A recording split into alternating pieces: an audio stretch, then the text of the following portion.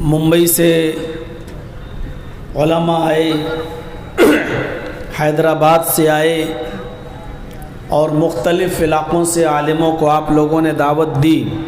सब पहुँचे अपने वक्त पर और सब ने ख़िताब भी किया। बीच में मदरसे का ताउन भी आपने किया और अब मज़ीद फिर बैठकर सुन रहे हैं। ये बड़े दिल गुर्दे की बात है। मुख्तलिफ़ जगहों से आए हुए और इलाक़ों से आए हुए उलमा ने अपनी बात संजीदगी के साथ आपके सामने रखी। अल्लाह रब्बुल आलमीन हम कहने वालों को भी और सुनने वालों को अमल की पूरी पूरी तौफ़ीक़ अता फ़रमाए। मैंने खुतबा मसनूना के बाद बहुत छोटी सी एक आयत का टुकड़ा आपके सामने पेश किया है। बहुत छोटी सी आयत का एक टुकड़ा, पूरी आयत भी मैंने नहीं पढ़ी है। एक आयत का टुकड़ा आपके सामने पेश किया है और उसी पर मैं चंद बातें आपके सामने रखूँगा। अल्लाह तबारक व तआला ने इस आयत के अंदर अपने बंदों को अपनी नेमतों का, अपनी रहमतों का, अपनी मोहब्बतों का और अपने इनामात का एहसास दिलाया है, जिससे ये पता चलता है कि अल्लाह की कितनी नेमतें, किस कदर कसीर तादाद में और कितनी रहमतें और मोहब्बतें उसकी हम बनीनो इंसानों के लिए नछावर हैं और हम उसके बदले में अल्लाह रब्बुल आलमीन का इन नेमतों और रहमतों और मोहब्बतों के बदले में कितना हम उसका शुक्र अदा करते हैं। ये सोचने की बात है। कुरान की जो आयत करीमा का टुकड़ा मैंने आपके सामने तिलावत किया है, उसमें अल्लाह ताला ने सिर्फ एक एहसास दिलाया है और ये कहा है कि अगर तुम मेरी नेमतों को, मेरे इनामात को, मेरे एहसानात को, मेरी रहमतों को, मेरी बरकतों को काउंट करना चाहो, शुमार करना चाहो, गिनना चाहो, तो तुम गिन नहीं सकते, शुमार नहीं कर सकते। इन तउद्दू निअमतल्लाहि ला तुहसूहा। मेरे बंदों, मेरी नेमतें इतनी कसीर तादाद में हैं,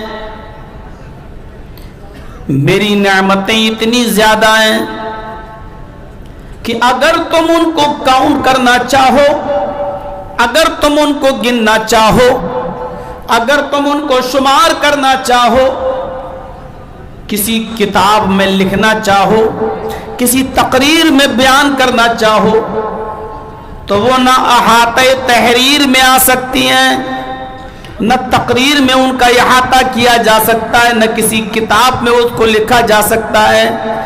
इन तउद्दू निअमतल्लाहि ला तुहसूहा। मेरे बंदों, मेरी नेमतों को अगर शुमार करना चाहो, गिनना चाहो, तो ये तुम नहीं कर सकते, गिन ही नहीं सकते। इतनी ज्यादा है हमारी नेमतें। एक जगह तो ऐसी मिसाल दी जो अक्ल को हैरान कर दे। कुल लौ कानल बहरु मिदादल लिकलिमाति रब्बी। रूए जमीन पर जितना तुम समंदर देखते हो, पानी, इस दुनिया का को 4 हिस्सों में बांट दिया जाए तो 3 हिस्से पानी ही पानी।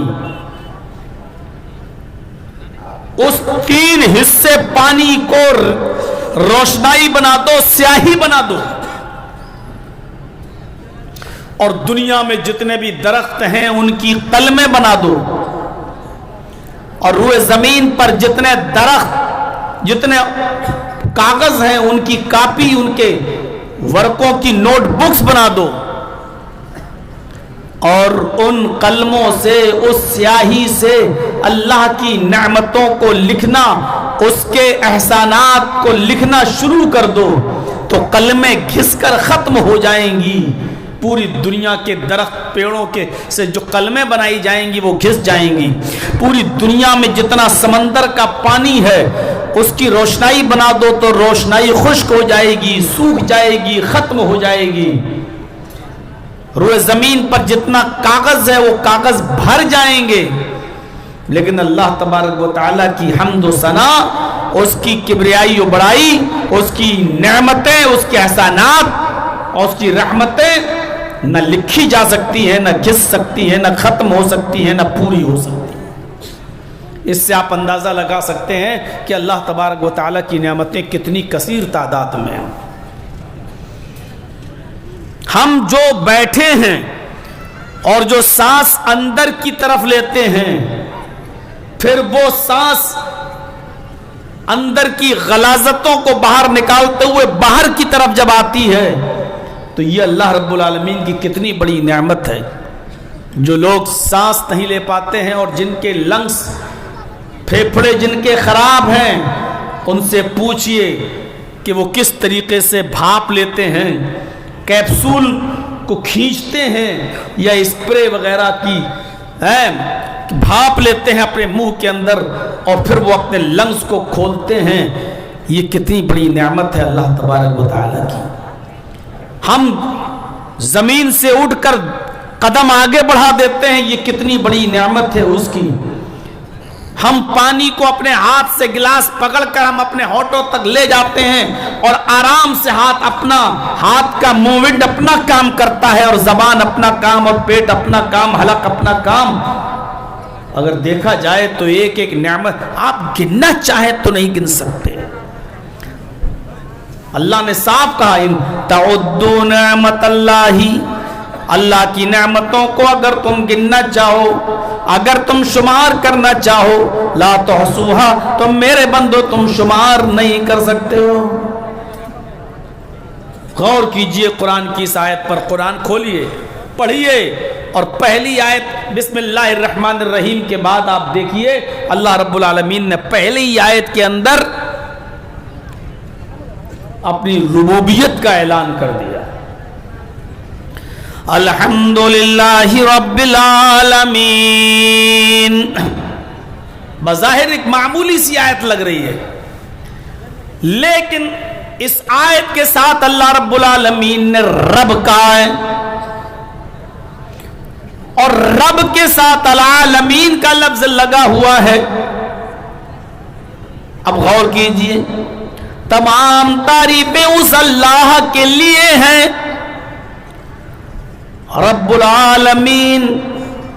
الحمدللہ رب العالمین، جو سارے جہان کا، جو دونوں جہان کا پالنہار ہے، جو دونوں جہان کا رب ہے.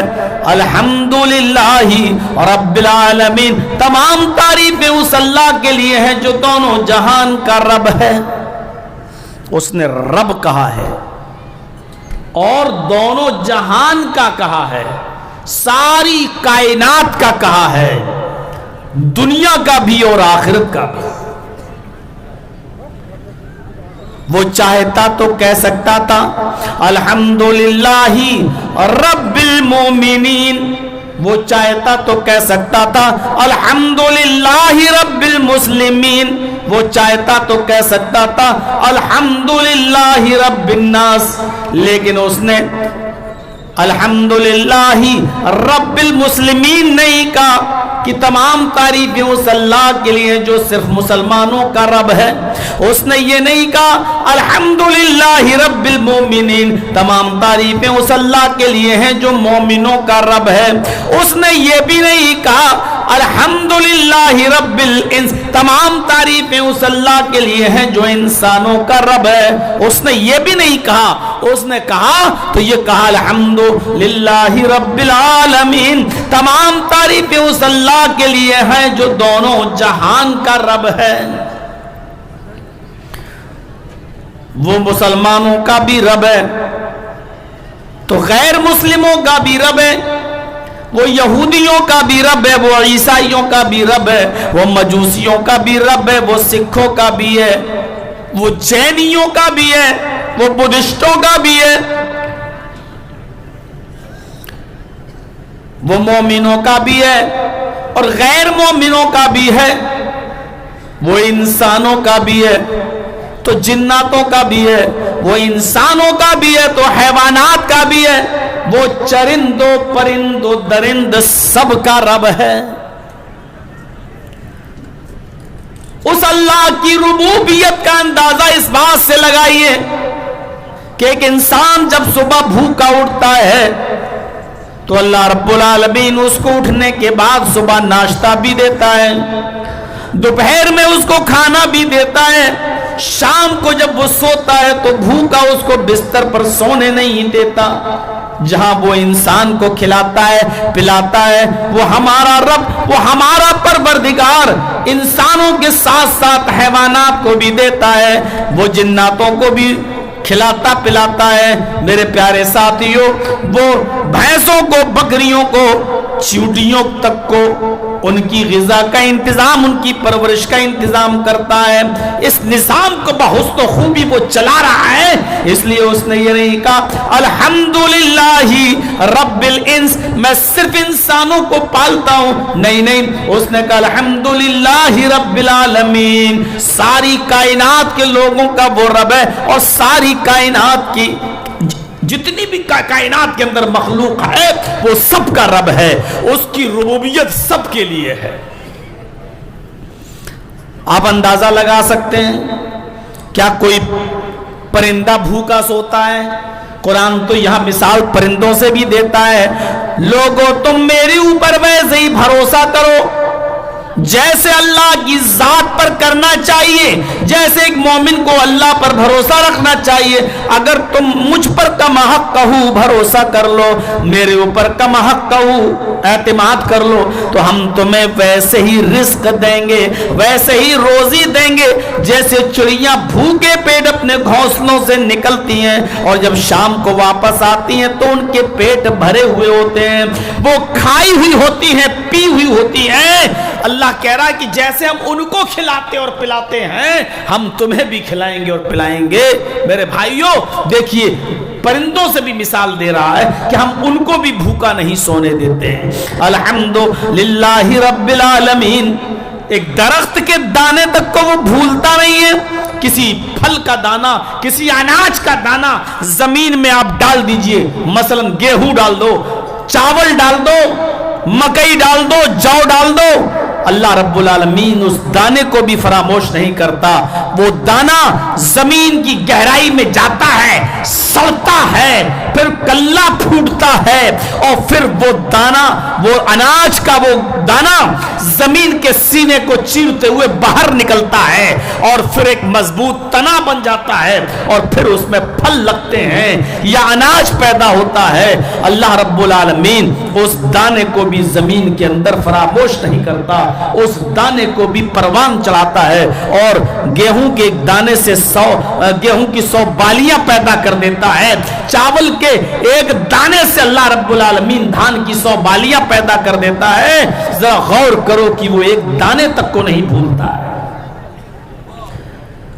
اس نے یہ نہیں کہا کہ میں صرف انسانوں کا رب ہوں، اور اس نے یہ بھی نہیں کہا کہ میں صرف مسلمانوں کا رب ہوں، اس لیے کہ یہی ہمارے اور ہمارے نبی کے کہنے پر چلتے ہیں، اس لیے ہم دوسروں کو روزی نہیں دیں گے، دوسروں کو رزق نہیں دیں گے، ایسا بھی نہیں کہا۔ اس نے کہا ہم نے پیدا کیا ہے، اس دنیا میں تم کو بسایا ہے، اس دنیا میں تمہارا وجود بخشا ہے، تو کھانا ہم دیں گے، چاہے تم میری عبادت کرو یا نہ کرو، روزی ہم تمہیں دیں گے، کیونکہ اس دنیا میں ہم جب تم کو وجود میں لائے ہیں تو تمہارے کھانے اور پینے کا انتظام میں کروں گا، بھوکا اٹھاؤں گا لیکن بھوکا سلاؤں گا نہیں۔ میرے پیارے ساتھیوں دیکھ لیجیے آپ، اللہ تبارک و تعالی بلا اختلاف کہ یہ میرا بندہ میری عبادت کرتا ہے یا نہیں کرتا ہے، یہ دیکھے بغیر ہر مخلوق کو روزی دے رہا ہے اور وقت پر دے رہا ہے، بلکہ اگر ہم نظر ڈالیں تو ہم سے زیادہ اچھی کنڈیشن میں، ہم سے زیادہ بہتر حالت آخرت میں کافر غیر مسلم نظر آئیں گے، ہم سے اچھا کھاتے ہوئے غیر مسلم نظر آئیں گے، ہم سے اچھا پہنتے ہوئے غیر مسلم نظر آئیں گے، اس لیے کہ محمد رسول اللہ نے یہ بھی کہہ دیا کہ تم مومن ہو، تو اللہ تعالیٰ نے دنیا کو مومن کے لیے جیل خانہ بنا دیا۔ الدنیا سجن للمومن، یہ دنیا مومن کے لیے جیل خانہ ہے، وجنت الکافر، اور کافر کی جنت ہے۔ یعنی جو جنت میں عیش و آرام ایک مومن کو ملیں گے، کافروں کو اللہ رب العالمین اسی دنیا میں دے کر اسی دنیا میں ان کو سب کو دوش کر دے گا، اور آخرت میں ان نعمتوں سے محروم کر دے گا۔ تو میرے پیارے ساتھیوں، اللہ رب العالمین رب الانس بھی ہے، رب الحیوانات اور رب الجمادات اور رب نباتات بھی ہے۔